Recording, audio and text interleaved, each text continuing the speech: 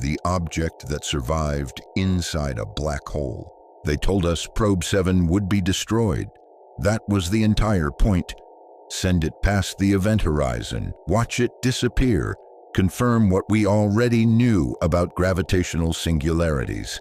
A $12 billion funeral for a titanium coffin packed with sensors.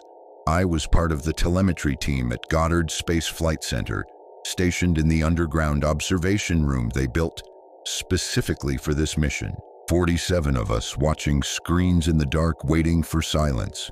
The probe crossed the threshold at 0347 hours GMT on November 4th. We watched the readouts flatten, the signal stretch into nothing. Dr. Sarah Venkatasan, our mission lead, nodded once. Someone clapped.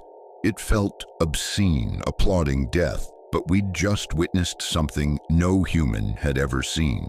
The data stream died exactly as predicted. Red shifted into oblivion at precisely 2.7 astronomical units from the singularity designated as Cygnus Phi 88. Then, 6 hours later, it came back. Not the probe itself, the signal. A burst transmission lasting 43 seconds. Carrier frequency 8.4 gigahertz, coming from coordinates that shouldn't exist. The room erupted, people shouting, screens flooding with data packets that made no sense. Timestamps from inside the event horizon, temperature readings of -400 Kelvin, physically impossible, the kind of measurement that breaks thermodynamics. Spatial measurements describing a corridor 7,000 kilometers long and 4 meters wide. Electromagnetic readings showing interference patterns that matched no known phenomenon in our physics databases. I was the one who first noticed the pattern in the radiation signature. Between each data packet, there was a gap of exactly 0.023 seconds. Not random interference, deliberate spacing like breathing, like something alive was metering out information, testing our capacity to receive it. Venkatasan ordered an immediate lockdown. Within 20 minutes, men in unmarked uniforms sealed the facility. No phones, no external communication. They confiscated our personal devices and told us we were now part of a classification level that didn't have a name. One technician, James Reeves, tried to argue. They escorted him out. We never saw him again, and when I asked about him 2 days later, the security officer looked at me like I'd spoken a foreign language. "There is no James Reeves on this project," he said. There never was. The data kept coming. For 3 weeks, Probe 7 transmitted from impossible locations, describing impossible things.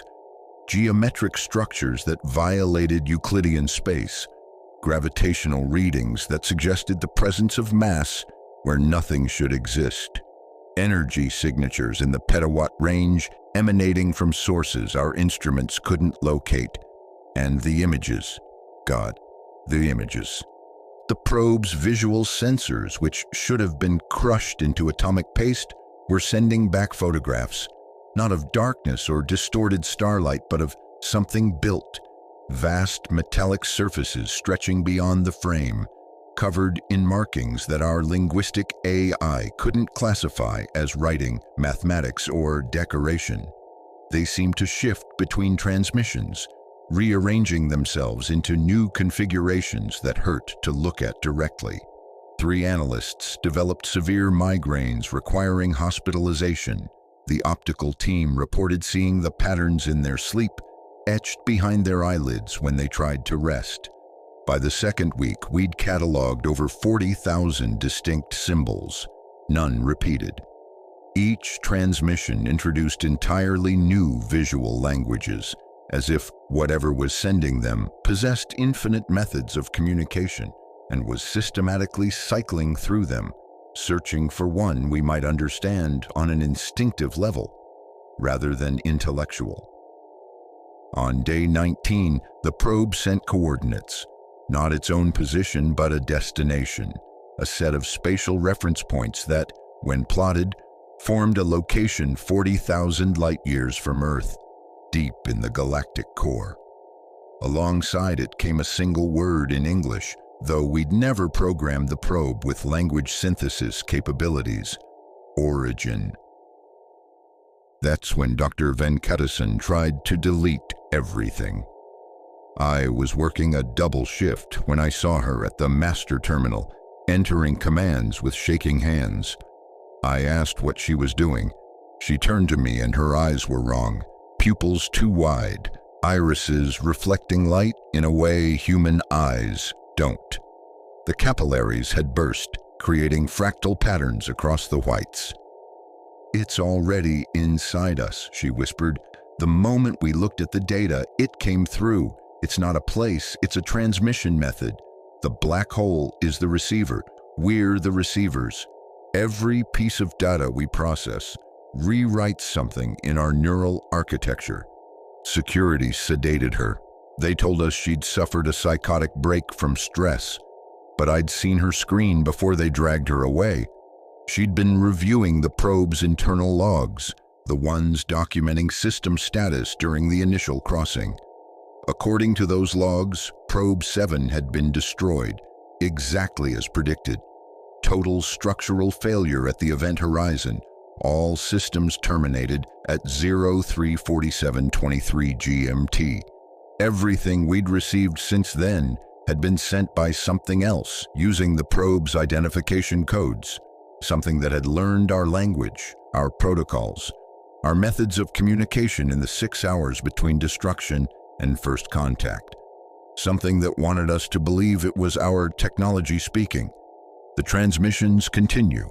They moved our entire team to a facility in Nevada that doesn't appear on any map, a converted missile silo 15 levels underground.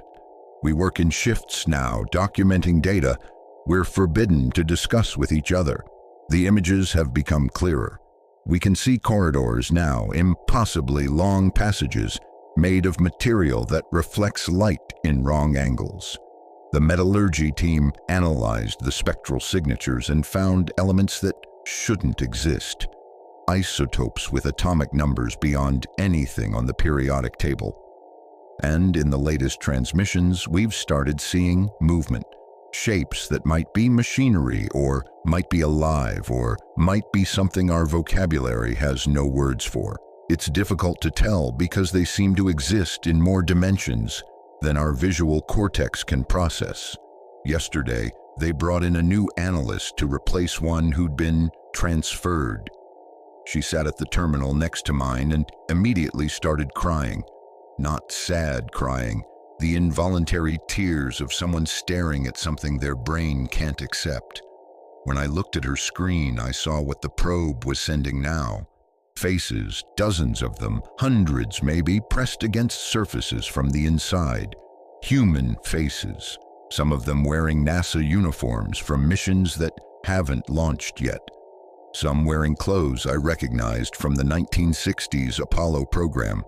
One of them was mine, but older, scarred, mouth open in a scream that produced no sound. They've sealed the observation room. No one enters or leaves without armed escort. The air filtration system runs constantly, scrubbing something they won't name from the atmosphere. Through the vents, I can hear sounds that don't match any mechanical system. Rhythmic, wet sounds, like something breathing in the walls, like the facility itself has developed lungs. The probe's last transmission came 3 hours ago.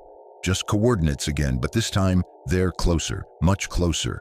Earth orbit, low Earth orbit. Projected arrival in 96 hours.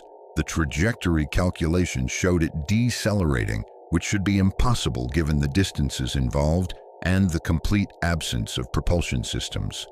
They've stopped telling us anything, but I can see it in how the security teams have changed. The way they watch us now, hands always near their weapons. The way they've started wearing sealed environmental suits inside the facility. The way they're welding additional doors between us and the exit. The way they've installed what looks like emergency decontamination showers in every corridor, though what they're meant to decontaminate, no one will say. I managed to access the feed from the exterior cameras last night, bypassing 3 levels of security encryption. There's something in orbit now.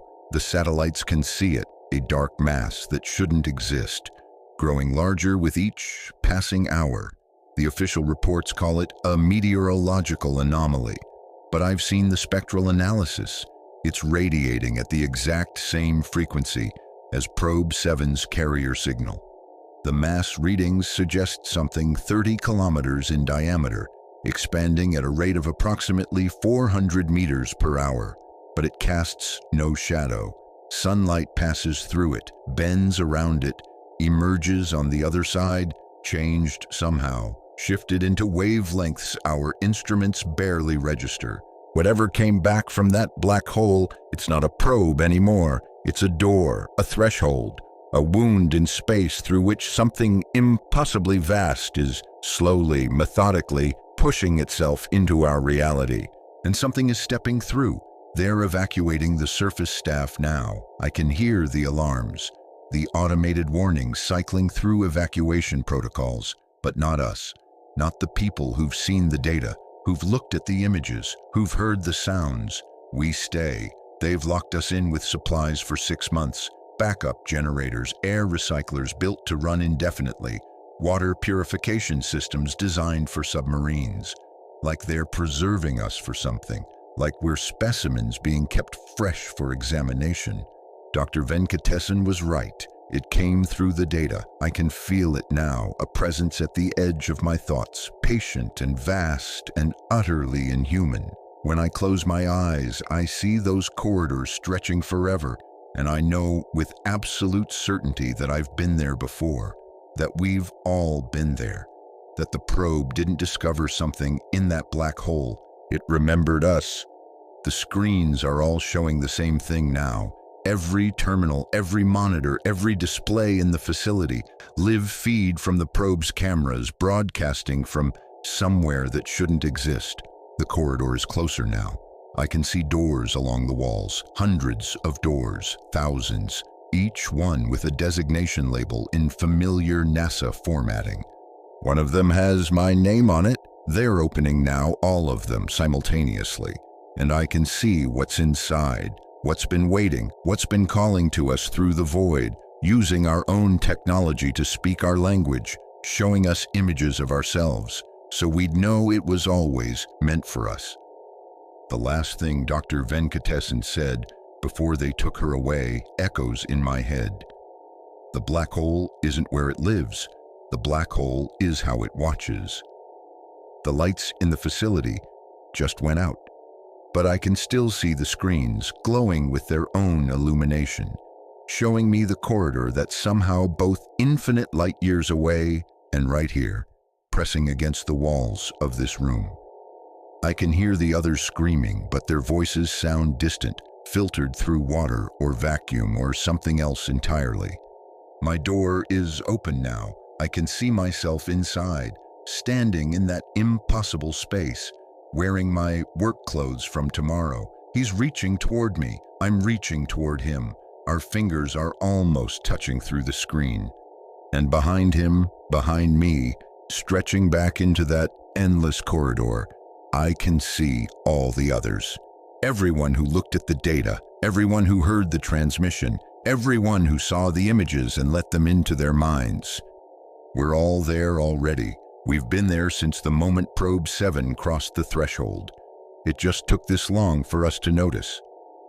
The screens are showing coordinates again, updating in real time, getting closer with each refresh. They're not tracking the object anymore. They're tracking us,